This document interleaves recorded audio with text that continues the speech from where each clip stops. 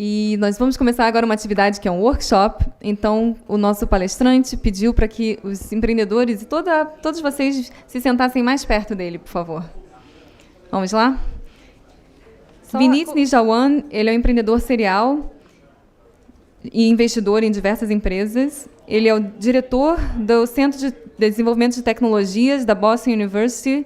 Ele é especialista em licenciamento de patentes. Montou toda essa estrutura na Boston University, que é uma referência atualmente. E ele é professor do MBA da Boston University. Por favor, Vineet. Thank you. And you guys are much better than my students. I tell them to move forward and they don't move. So, just before I get going, I was asked to give a shout out to American Airlines. Is Alicia here from American Airlines? She's going to be back. And American Airlines sponsored some of our flights out here, so we want to thank them. And we want you all to buy tickets in American Airlines. How's that for a shout out to the sponsor? So, question. How many of you are entrepreneurs? None on this side? The entrepreneurs are all on the right side. I like the right-wing types. We have a few over there. How many of you are going to be pitching today? A couple of you. So it's already too late for you to change what I'm doing, but you might learn something. So, you know, the previous speaker, what was so engaging about him? He spoke for almost an hour, right? And it was really engaging. What was so engaging about him? Anybody? What did you like about him?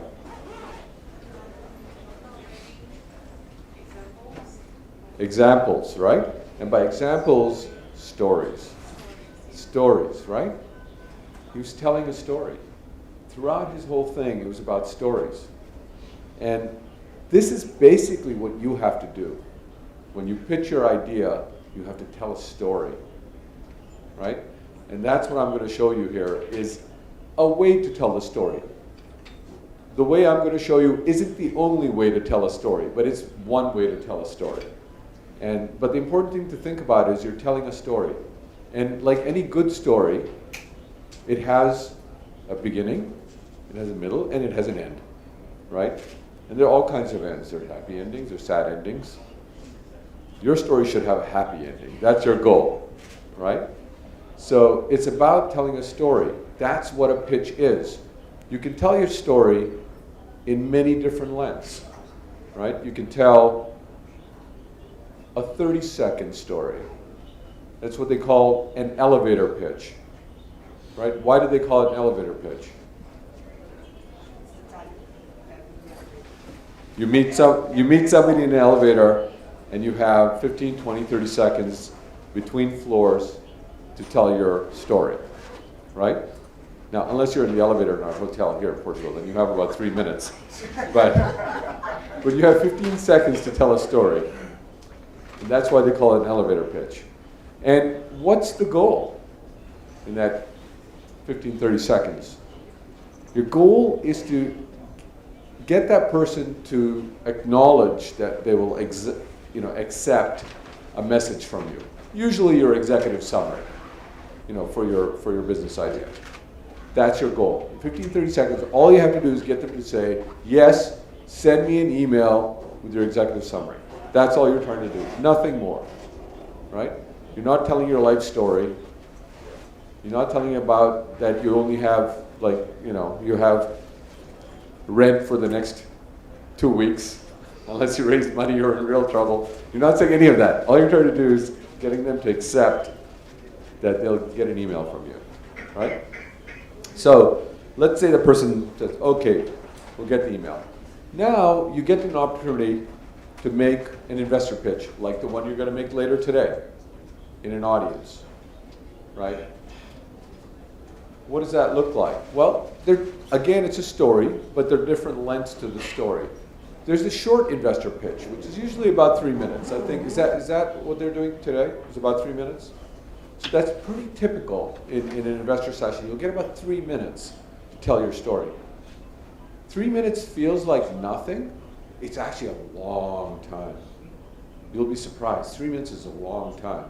But 3 minutes can become incredibly short if you don't stick to, the pace of your story. A lot of people get lost in one little part of their story, and they get lost in one little part of the story because it's that one that they connect with the most, right? It could be, a lot of people get lost in the problem statement, right? Where you're explaining what the problem is that you're trying to address with your business idea. People can spend the entire 3 minutes just on the problem statement. I've seen that many, many times. So it's really important to know your 3 minutes, and like good theater, because this is theater, you have to know your pace, and you have to stay on pace, right? And the goal for your 3-minute presentation is really simple. It's to get the one-on-one meeting with an investor. And if at this pitch session you're going to be in this afternoon, your goal is to get at least one investor to invite you to come give a full presentation. That's your goal. Nothing else. You're not trying to get money from people. They're not going to write you a check. They're not going to, say good things about your business. None of that stuff. And you don't care about any of that. You just want to get the meeting. Once you get the meeting, then you've got 10 to 30 minutes to tell your full story in a measured way. And the goal there is really simple again. The goal is to move to due diligence, right? So if the investor, and usually when you do that one-on-one meeting, there'll be more than one person in the room. There'll be a group of people in the room. There'll be, and if we're talking about venture capital, there's lots of types of investors, but let's say this is venture capital investors. If you're lucky, the partner will be in the room. With the partner will be the associate, the person who's going to be doing all the work in due diligence, right? In many cases, you may not get to meet the partner the first time. In many cases, you just get to meet the associate or a group of associates. That's okay. The goal is to move into due diligence. And what I mean by due diligence is that they're interested enough that they're going to now start looking into your story. They're going to start looking into the market, perhaps. They're going to start maybe calling some potential customers or what we call key opinion leaders. Most venture capitalists, the first thing they'll do is they'll pick up the phone and call some key opinion leaders in the business that you're pitching, in that space, right? And again, it's very important to think that of what your goal is in each one of these things, from the 30-second to the 3-minute to the 10 to 30-minute. And it's important not to try to rush too far ahead of this process, because this is how the process works. It's time consuming. I mean, for the ones of you who were here yesterday, in the angel investor session, I think what you heard is it takes 90 days to close, I think, and that's 90 days after all this, right? It takes time to raise money, and you cannot move it any faster than it does. It's just the process. And if you try to move it faster, you start looking desperate, and that's the last thing you want to do. You want to sort of, in your storytelling, you're trying to present this self-confidence about your story, which sometimes is hard because all startup companies, regardless of where they are in the world, the one thing I've learned about startup companies is they're always short of cash, right? Always. And I've been in situations many times personally where, I didn't have enough cash in the bank to get past one payroll, right? And I was extremely dependent on getting money raised, before the following payroll. It happens to all startup companies. No matter how good you are, how well prepared you are, you get to some point where that happens. And sometimes it happens when you're really growing really fast and you still run out of cash. So you always have to sort of project that self-confidence in your story, right? But you still have to follow the pace at which this process works. Any questions? So let's talk about what the elevator pitch looks like. This is now the 30-second, the elevator pitch. Like I told you, there are different ways to tell your story. I'm giving you one way, which is a way that, you know, I've learned to do it. This isn't the only way. That's important to know. This is not something out of a textbook. You should tell the story the way you feel comfortable telling the story. But broadly in an elevator pitch, there's 4 components to an elevator pitch, right? There's the hook. You have to get somebody's attention, right? I got your attention today by getting you all to move forward. There's a hook of some kind to get somebody's attention. Then you have to have a connection with that person. Right? There has to be something personal, a personal connection. I try to make a personal connection with you by asking how many of you were entrepreneurs. That's a way to make a personal connection, right? Next is, what's the benefit for that person you're pitching to? It's not what's the benefit to you, what's the benefit to them? Right? So I asked you guys who was going to pitch this later today, right? Because this is a benefit to you, what I'm talking about here. And lastly, and this is really important because a lot of entrepreneurs forget the most important thing, the 4th one. There's an ask. You get so excited in the time of telling your little story, you forget that you've got to ask for something, right? Remember what the goal was? What was the goal? Somebody? Get the investor to accept your email. Exactly. See, the guys in the front are paying attention. What's happening to you guys back there? So if we look at these 4 components, let me use an example of a pitch. So this is a while ago. It's not a current story. But there was this entrepreneur, retail entrepreneur, built a bunch of jewelry stores. This is a real story. Barnett Helzberg. He was at a hotel in New York when he overheard somebody calling out to Warren Buffett, Mr. Buffett. Okay. So he assumed that, well, I'm sure there's more than one Mr. Buffett in the world, but he assumed this is the Mr. Buffett, Warren Buffett. You've all heard of Warren Buffett, right? Everybody else. And Helzberg had never met Buffett.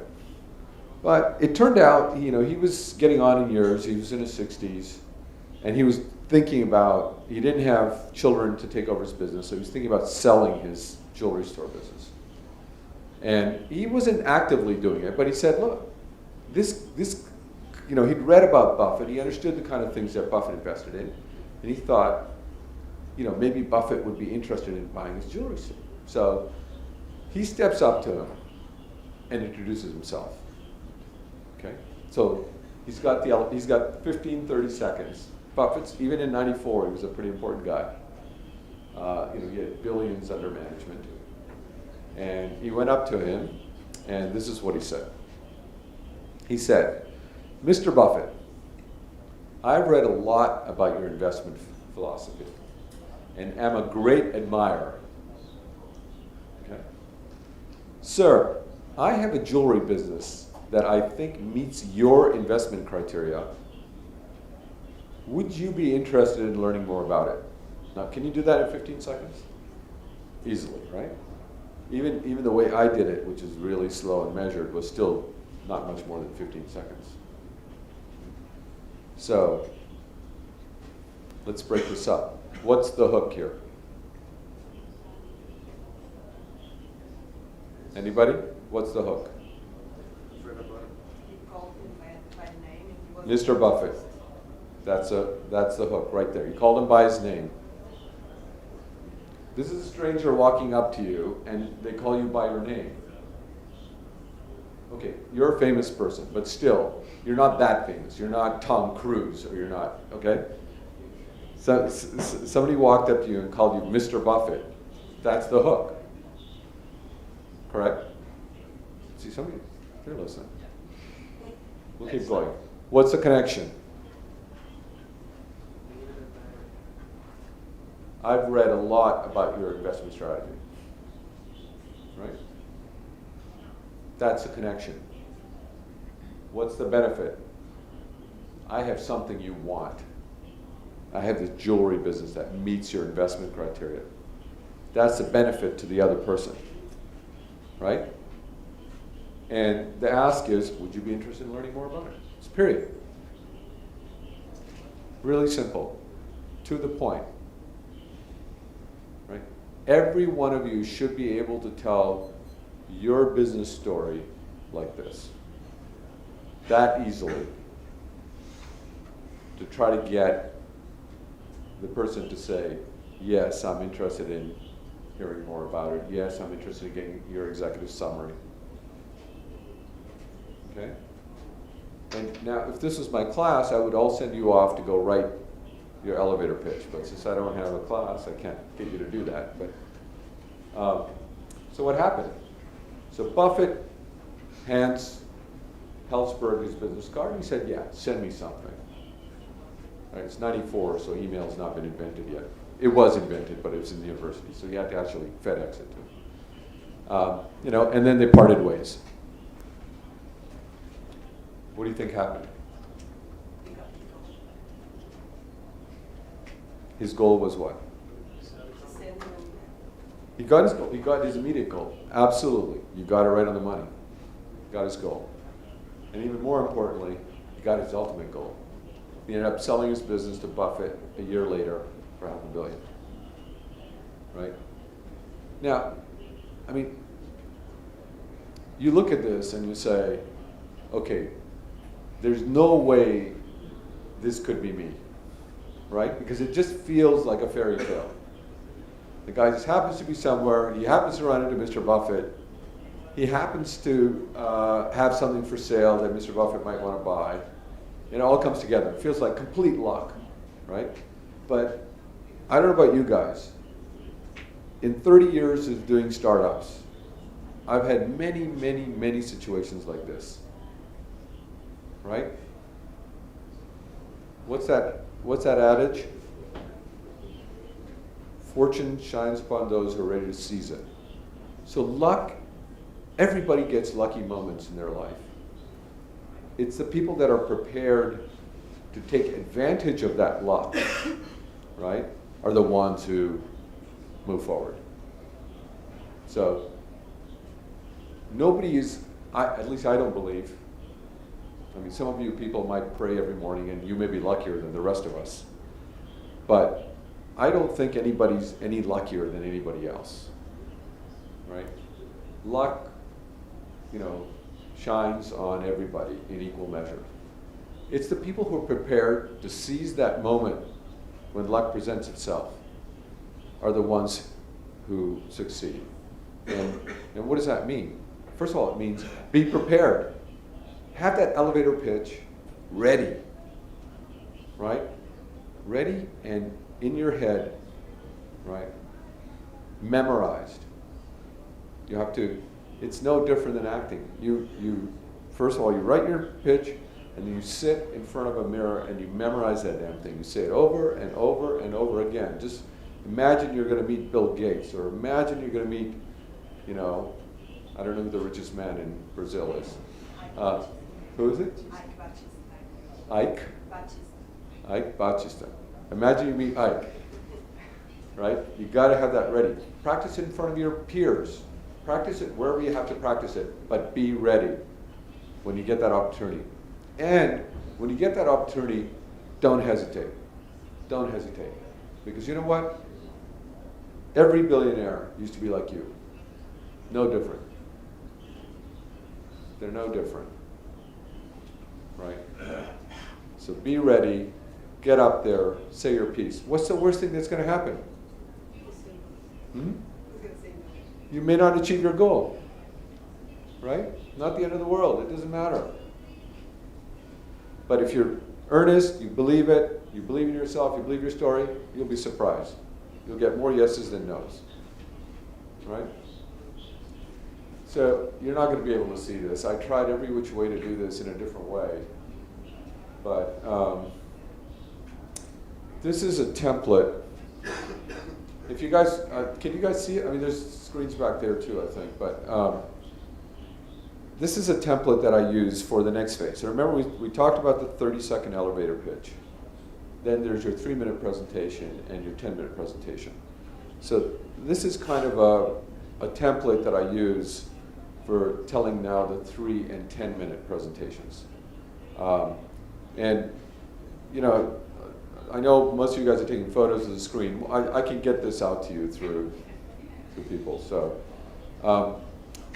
because you can't read it that well, I'll walk you through it. So again, you know, when I started, so I've been an entrepreneur, and I've had to do these pitches many, many, many times. I've been on the receiving end of these pitches as a venture capitalist and angel investor many times. And then when I started teaching, you know, I teach a new ventures class. The first time I taught, and I teach at night, 3-hour class, 6 to 9 p.m. Half the kids in the class are working during the day and then doing their MBA at night. The other half are full-time. And after the first 2 or 3 classes of giving my lecture, like a corporate guy was giving a lecture with PowerPoints and all that stuff, the students were falling asleep. You can tell when people are falling asleep in an audience, right? So they're falling asleep. I said, oh my God, I have no idea how to do this. I don't know how to teach. So I said, I've got to go learn how to teach. So I went and they don't teach you how to teach. You know, they take a business guy and they assume they know. The business guy knows how to convince people about things. But students are the hardest people to convince about anything because they hear hundreds and hundreds of people like me go on and on and on. So anyways, I learned how to, what I learned is, just like your storytelling, I learned this is theater. I have to tell a story somehow, right? And what I learned is the way you tell a story, what all good professors do, if you watch them, they tell a story in a way that each person in the audience feels like they're part of the story. And there's this kind of interaction, one-on-one part of the story. So I started thinking that way, and I said, okay, well, maybe this is how we have to think about investor pitches too. Let's sort of think about it as in that language. So I created this kind of language, you know. So number one, if you're a performer, what's the first thing you got to know? It's right up there. What's the first thing you have to know? Anybody? What's the first thing you have to know? Anybody else?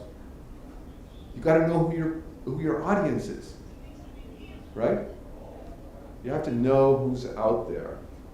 You have to understand why they're there. And when you're doing these investor pitches, your audience is not always going to be the same. You're going to have different audiences. A venture capitalist is a different audience than an angel investor, right? They have different motivations. What is the motivation of a venture capitalist? Can anybody tell me?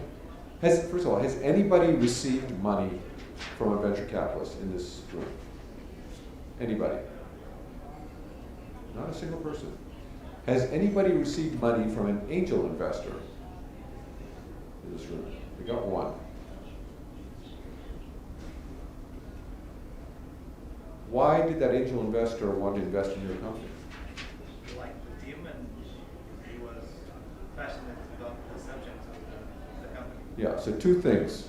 He liked the team and he was passionate about the subject, right? About the story. He was passionate about the story, right? So most angel investors, in my experience, invest for a couple of reasons. I don't have as much experience as Catherine, but my experience, most angel investors invest for one of 2 reasons. Number one, they really like the entrepreneur. There's something they see in that entrepreneur. Sometimes I feel it reminds them of themselves, at that age or that time in their life, right? So they already have their own story in their head. Now they're hearing a story from this person and they say, oh, I understand that story. That's a lot like my own story. And so I can see where that story is going to go, right? And the second reason is that it's a space they really understand. You know, doctors like investing in medical things because it's a space they understand. So they see a product and they say, oh yeah, I mean, that's a good product. I'd use that if I was a surgeon, right? So understanding your audience, right? Now, venture capitalists are very different. What is a venture capital firm? What is a venture capitalist? Can somebody tell me? Anybody? Take a guess.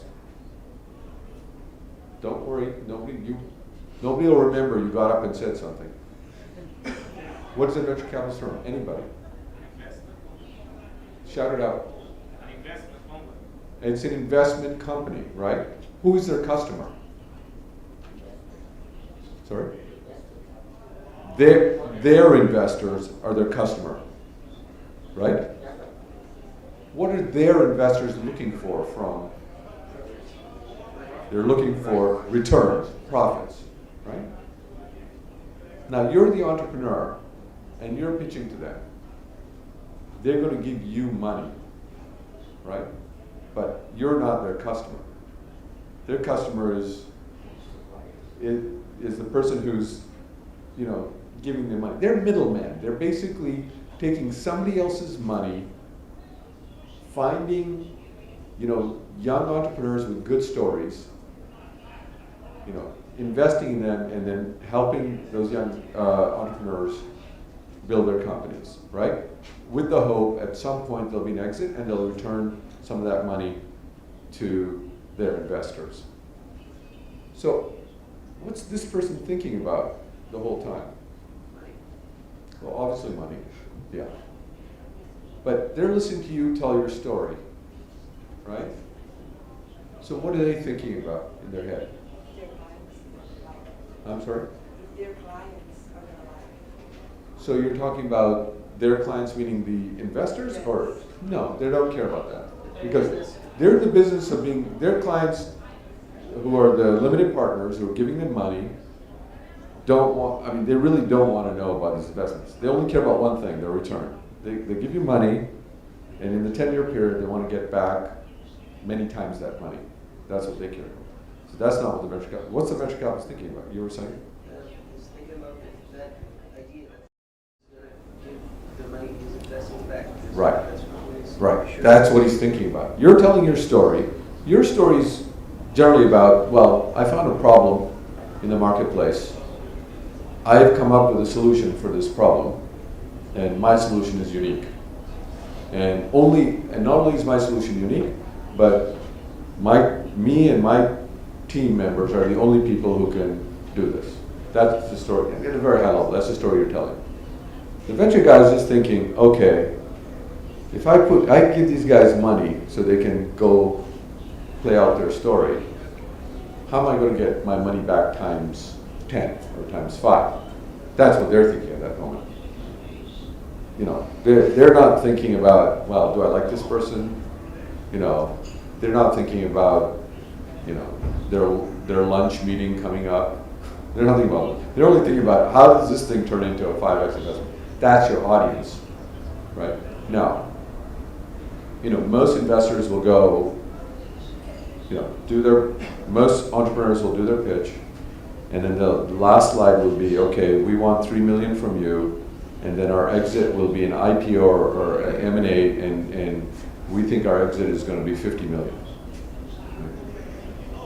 You don't know. I mean, your story is so early, you really don't have any idea. But the investor is going to, you know, be thinking about that. But as I'll show you in a moment, you don't have to go straight to that punchline. The investor can see if there truly is a problem, you truly have something unique, and you are the right team, he can figure out that, yes, I'm going to get the exit, right? So your goal, once you know your audience, right, your act 1, as I call it, is you have to set up the story. That's your act 1. So what does set up the story mean? Describe the problem, right? Describe kind of a general solution to the problem and describe your solution, right? And you're doing that probably in about one slide. By the way, these numbers down the side are slide numbers. So as you can see from this, I have 11 slides in my presentation. 11 slides to tell your whole story, right?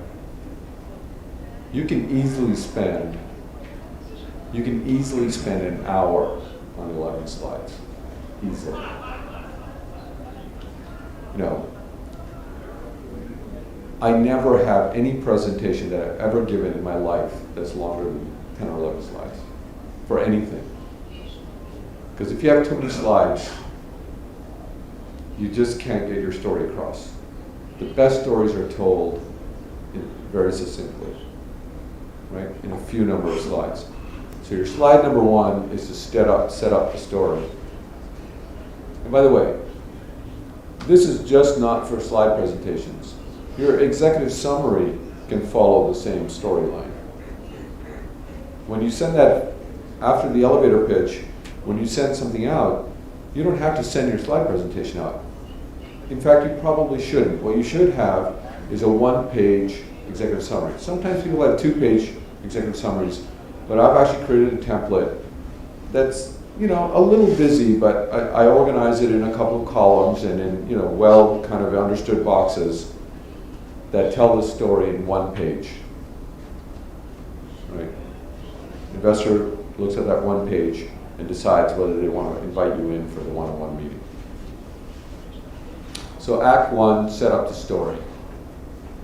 Act 2 is the story itself. All right? And again, once you see this more carefully, the green is the 3-minute version. The right column is the exact same things, but expanded out to your 10 to 30-minute presentation. So what are you doing in Act 2? Number 1, you're giving them a market overview, right? You're showing them what does this market look like that you're selling into, right? Who are the potential customers? What market share do they have in their business? How will your solution impact their market share? Will it help their market share? Or will it help their margins, right? Who are their competitors? Who are your competitors? Who else is offering solutions like yours into this marketplace? All those kind of things, a kind of a market view. And you'll be surprised at how entrepreneurs do not know this, the market overview. Because, you know, the reality is, in today's world, almost certainly what you're doing, there's somebody else doing it. There's probably more than one person doing it. There are many people doing it, right? And they may not be in Brazil, right? They may be, you know, in some other country, but there are other people doing it. And the way you find out what this market situation looks like is, yes, you can go to the internet, you can get reports, you can find things. Yes, you should do that. But, you know, like I tell my students, there is absolutely no substitute for primary market research. And what does primary market research mean? It means you've got to pick up the phone, old-fashioned, pick up the phone or put your shoes on, right? And talk to somebody, one-on-one. Who do you talk to? Well, you use the internet and you find out, first of all, who the key opinion leaders are in your market. And you can find that out because the key opinion leaders always come up in the Google searches on the higher pages. You can find out the ones they had quoted. It could be industry analysts, they could be, you know, professors, they could be, you don't know, they come from anywhere. You find these key opinion leaders, you pick up the phone and you call them, right? The easiest time to call these people is when you're a student. You know why? Because everybody will accept a call from a student. Everybody will accept a call from a student. people want to help students out. So if you say, you know, I'm taking a new ventures course at Boston University, and I'm working on this business plan, you know, may I speak to you about it? You'll be surprised. Even the most important people will find time for students. So, in some ways, the best time to start a business is when you're still a student, because you can learn a lot about the marketplace. People will talk to you because they don't think you're going to be successful. They say, yeah, he's a student. I mean, what's a student going to do? I just tell them everything. It doesn't matter, right? It's the best time to start a company because people will just not believe that you're ever going to be able to take this information they're giving you and do anything useful with it. They think it's just an exercise for your class, but no, it's a secret weapon. You should remember that. The next part of your Act 2 is the industry overview, and so I sort of mixed up these two when I first started speaking. So the market overview is really about your target market customers. The industry overview is about the competition and, you know, all that kind of stuff. I mean, who are the people actually supplying to this customer base, right? And then the third part of it is your business model, right? What is it that you're offering? What's its pricing model? Why is it going to work? What's your team? Why this team? And it's really interesting, you know, as an investor, and you know, now as a professor, I see a lot of business plans, and it's quite amazing how the majority of these stories, when people tell them, fall apart in the business model, in the business case. Because and usually it's because they haven't really understood the market, or they really haven't understood their industry. And when they make that business model case, you know, you can ask a few simple questions and you realize they haven't really understood this marketplace. And it falls apart right here. More stories fall apart right here in the business model than anywhere else. But the reason they fall apart is because you haven't built up your story properly from the beginning. Right? And, you know, it used to be that the world was a simple place. You either offered a product or you offered a service. Right? If you offered a product, you know, you usually offered it for, you know, a price. And at that price, you could make a certain margin on your product. And if it was a service, yeah, you could have a monthly service, like a cell phone service, you know, or you could have a cleaning service where you charged by every time you came in and cleaned. And it was simple. Business models, because of the internet, have started getting pretty interesting, right? Give me an interesting business model on the internet.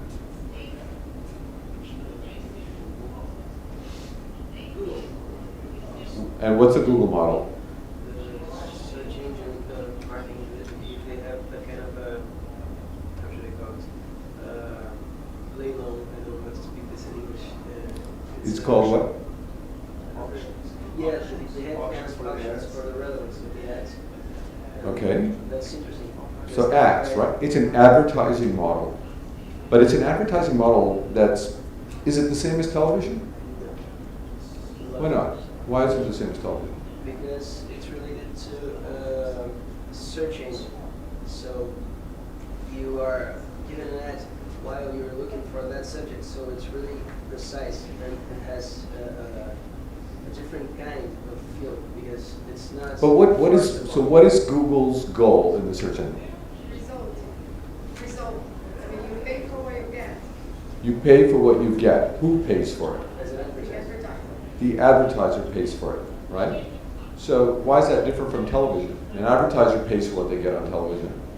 Because on TV you don't have an interaction necessarily. You are not sure. So TV is a simplex medium, we call it, right? It's one way. Whereas the internet is duplex. So that is a difference. But in the end, Google's still trying to get an audience. They're getting eyeballs, right? And they're getting eyeballs. Now, their eyeballs are very different. In television, you know, when Nielsen goes out and does a rating of a show, they randomly call a few people and say, did you watch the show, for how long, right? And from that, they extrapolate and say, well, we had an audience of 60 million for this show for 1 hour, so advertiser, you have to pay, you know, so much per impression. And they auction it, just like Google would, right? With Google, it's more definite because there's other models. There's a click-to-pay model. So you search something, it comes up, and yes, if you come up near the top, you pay more than somebody comes up below. Now, if you actually click on one of those, you pay even more. So these are different business models. There are nuances, but it's an advertising model, but it's a different type of advertising model. There's another model, right, called the freemium model. I don't know if you guys have followed that. So there, you know, does anybody use Evernote? You know, taking? So all of you do. So, you know, the CEO of Evernote is a BU alum, and he was just at my office a couple of weeks ago, and you know, he's very passionate about giving most of the features of Evernote for free. Do any of you pay for it? No, I don't either.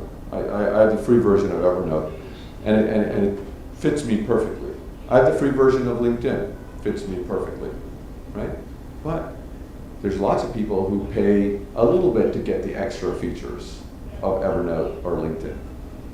That's a freemium model. So there's a free version and there's a premium. So these new business models actually create complexity when you're telling your story, because it's not that simple anymore. So when you tell your business case, you have a lot of options now for your business model, and you have to think about what's the right option. In fact, your competitive advantage in some cases could be your business model. You could be offering the exact same product or service as somebody else, but with a better business model or a different business model. Anybody have an example of that? Skype. Why Skype? Because Skype offers voice calls, Yeah. which is the same As a phone company. As a phone company, but for free. Yes. And if you want to call to an actual phone, you have to pay for it. Yeah. So if it's a Skype to Skype call, it's free. But if it's a Skype to a phone call, you pay. Right?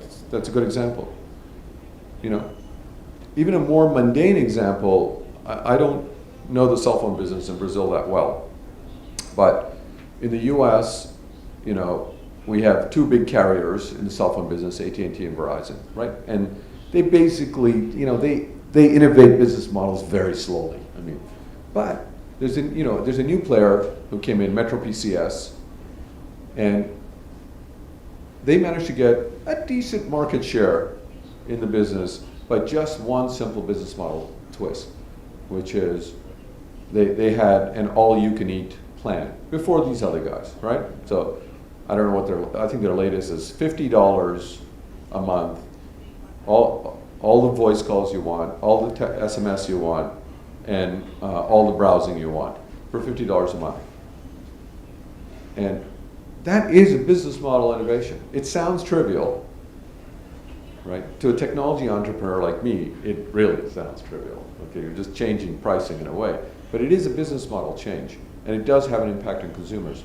So what I'm trying, it's a long-winded way of telling you is that the world's got more complex about your business models, and that you can tell your story in a way where the business model becomes a key part of your competitive advantage in the story. But you also have to remember that most stories I hear fall apart at the business model. And they fall apart at the business model because you haven't given enough thought to the market situation. Like I was just probing you about Google, and you know, asking why it's different from television. You have to go through that level of detail, right? I mean, I don't know the television business at all. If I were going to come and propose an advertising model on some business, I'd better go find out about the television advertising business, right? And the television advertising business has been around a long time, so there's lots of information on it. You can find out about it. Yes, it's better to do primary research, but even in that case, there'll be lots of good reports and stuff that'll tell you about the television advertising business. But you need to do that in order to make a compelling case in your business model. Then the last part of Act 2 is the climax, meaning now you're trying to sort of summarize, in a way, your execution plan, right? So you've told the story, here's a problem, you framed it, here's a problem, here's our solution, here's what the market looks like, here's our industry situation, here's our, our offering, our business model, and then, this is what execution looks like. And, if it's a brand new business, you can put a 5-year projection in there, but everybody understands that's nonsense, right? What people want to know is, what are you going to do in the next year? If I'm going to give you money, tell me what you're going to do with it in the next year. And so you want to lay out what you're going to do with it in the next year, right? And by the way, the amount of money that you're asking for has to be tied into your story and this execution plan. They have to connect to each other. I think yesterday, one of the angel investors said that, he'll get an investor who comes to him, he gets an entrepreneur who comes to him and says, okay, I need $3 million, and the valuation I'm offering is $5 million for my company. And so then you ask the question, well, what do you need the $3 million for? And, they can't answer the question. I just need $3 million. That's how much I need. What are you going to do with the $3 million? I'm going to get to profitability. Okay, what are the steps to profitability? So the way most investors work, the way the system works in the US, and it's kind of spreading now all over the world, is you get enough money to achieve a major milestone, right? And if you achieve that major milestone, then you have to go back and ask for more money to achieve your next major milestone. So let's use an example. If you're creating a software company, right? What's your first major milestone? The software guy can tell us. What's the first major milestone? Sorry?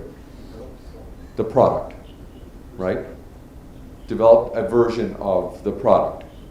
It may not be the final production version, but it'll be a beta version or some version of the software.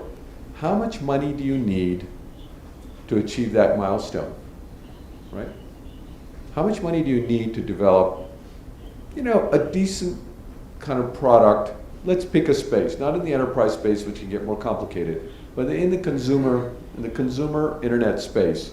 How much money do you think it takes to create that first product, beta product? Anybody? Approximately. You should know.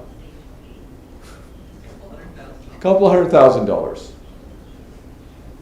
That's a great thing about the software industry today, is that the software stack has been built up, right? So in order to actually deploy a consumer software application today, only takes a couple of $100,000. So you shouldn't come asking for $3 million if you're doing a software business to achieve that major milestone. You should actually seriously think about only asking for a couple $100,000. Again, as I told you in the beginning, there are many ways to tell your story. This isn't the only way. I have companies I'm starting out of view, lots of them. I'm starting 20 plus companies. 2 have got venture back, 6 have got angel back. And they all have their own story. They're different stories. Yes? You had a question? She's just stretching. All right, is it time for a 7th inning stretch? Nobody got that. Baseball analogy. Baseball here. What's the soccer analogy? Time to get up and kick the ball around?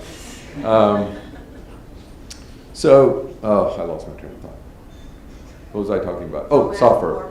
Yes, software. So we're doing a few software startups, and there's 1 or 2 of them where $200K, $250K is all they need, and that's a small amount of money.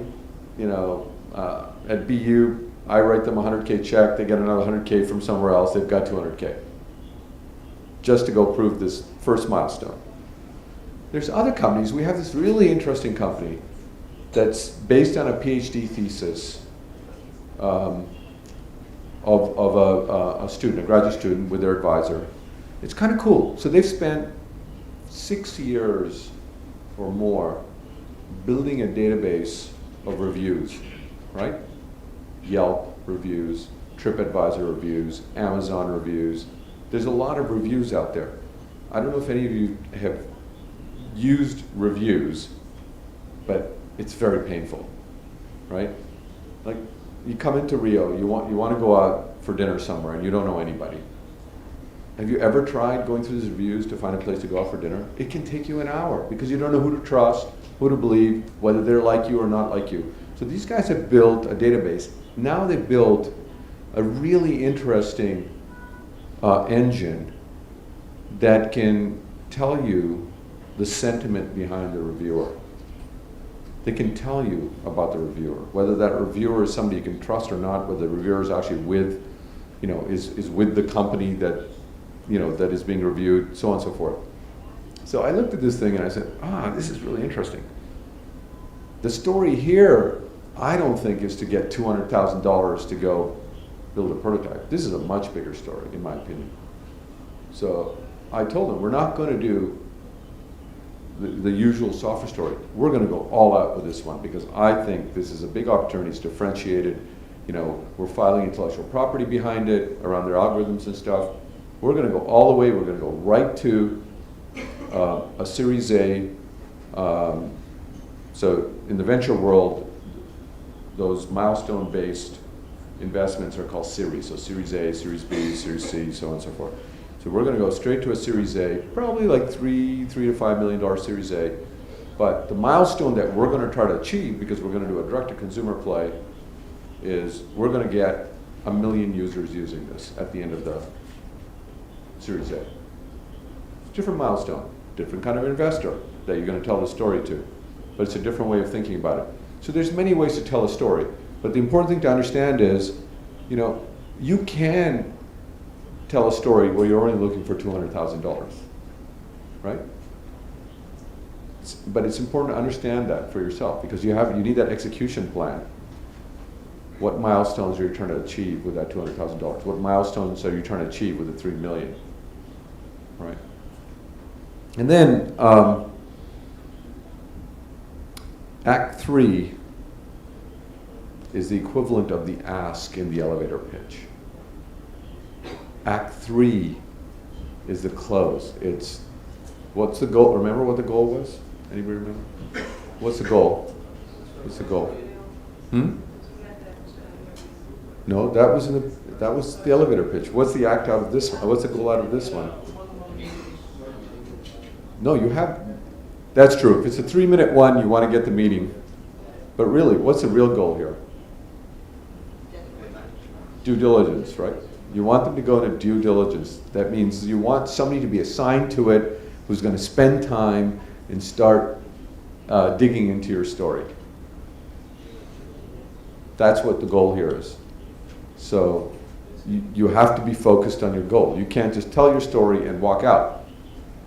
You now have to close. Like a good salesperson, you have to ask for the order. You have to ask for that next step. No, you're not going to get it every time, but you still have to ask for it. And that's what Act 3 is about. Act 3 is about getting it from them. So you got to summarize it. You have to ask the question, are you guys interested? Do you want to learn more? Right? That's your last act. It's that simple. The hard thing is all of us have great stories, right? And one thing I'm learning about people in Brazil, you love telling stories. And people will tell the story, and they're fun stories, but they go on long. They can be very long stories sometimes. The hardest thing is, how do you sort of just like, I'm sure all of you have been to plays, right? And plays start on time, they end on time, right? Because it takes a lot of effort to get all these people doing things together. And good plays are amazing, right? You can sit there and be excited about it all the way through. This is the same thing. So how do you tell your story in a way that this audience is going to be excited about it, right, through the 3 minutes? And this is a sales process. This is a sales process. It's a different sales process than selling your product or service to a customer, but it's a sales process. You're selling to the investor. You're selling your story, right? Selling is not always comfortable for many people. And some societies, selling is, feels like, salespeople are considered a little bit dirty, salespeople. But if you're an entrepreneur, you're selling. If you don't like selling, don't be an entrepreneur. Seriously. Because you're selling all the time. You're selling your story to investors, you're selling your story to customers, right? Think about it. What big company wants to bet their future on a small company? Why should they? I think who's across the street here? Vale, right? That's a big company, right? How many small companies do you think Vale does business with? I bet you not very many, right? So when you're a small company, getting a big company to take a bet on you is difficult. So you've got to sell. You're selling the story. You're selling the story to your employees because you want to hire good employees, but usually you don't have enough cash, or you want to give them equity when you're first starting off instead of cash, or even if you do have cash, you're not going to pay a really good person the same thing they could be making, at a big company. You're going to pay them less because you're also going to give them some equity. So how do you convince them? How do you convince them that your story is a good story and that you're going to be around in 2 or 3 years from now still telling the story? You do all this because, one, you believe in what you're doing, but you're a good salesperson, right? And a good salesperson tells a story really well. And they tell the story really well not because somehow they're great storytellers. No, they do it because they practice. They take their time, they put this together, and then they practice. And you practice, and you practice, and you practice. There's no other way. There's no other way for any of us.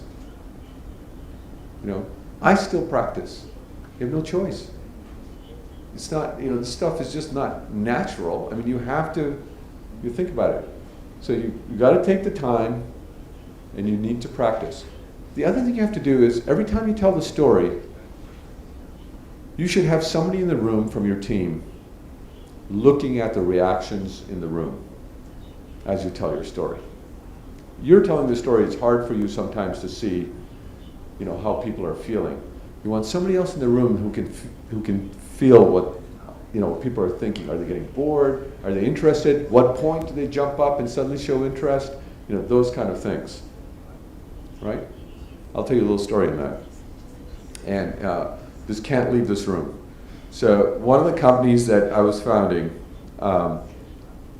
it's a mobile company. You guys could try to figure out which one it is out of my portfolio.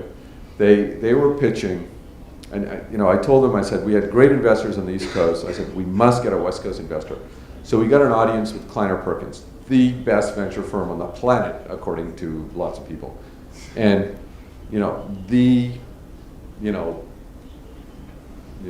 one of the biggest brands at Kleiner Perkins is John Doerr. John Doerr was in the room, right? He came, he had a pile of business plans. He brought him into the room with him and he put him down. He sat down. My team's telling the story, and John Doerr is asleep. His head is down on the pile of business plans. He's fast asleep. Okay? So all the handlers, the other people in the room, the associates, everybody's like packing up, ready to go. The secretaries are going up and down the hallway, ready to yank him out. And we had taken one of our engineers as part of the presentation. He comes up, starts talking about it. He said, look, L'Oreal was using our product. It was an app on the iPad in the store, and women didn't have to go and talk to somebody to try out a lipstick. They could go to this app and play around with the colors, and it was very popular. And he said their same-store sales where they had this app went up by, I forget, X percent. John Doerr gets up, right? He says, go to the end of your presentation. We go to the financials, and we had aggressive financials, right? We're going to turn this into a $10, $15 million business. He said, how can we turn this into a $500 million business, right? You had them. And they invested, right? So, I mean, who would have predicted? I mean, he was listening. This guy's probably seen a million business plans. And he was asleep, but he was listening, somehow. Right? So, you need to understand that. And so what it was that engineer getting up and saying that one little story about one of our customers and what a big jump up the customer had using our product. Boom, that got him excited. So the next time you tell the story, what are you going to do? You're going to make damn well sure that case study is going to be front and center in your story. Right? So you're continuously improving your story. Every time you tell the story, you see where you get the laughs, you see where you get the attention, and you make it better, and you make it better. There's nothing. You aren't born to be a storyteller. I mean, some people are better at storytelling than others, but you become a good storyteller by practicing and continuously improving and listening to the audience. So that's my story. Thank you. Thank you.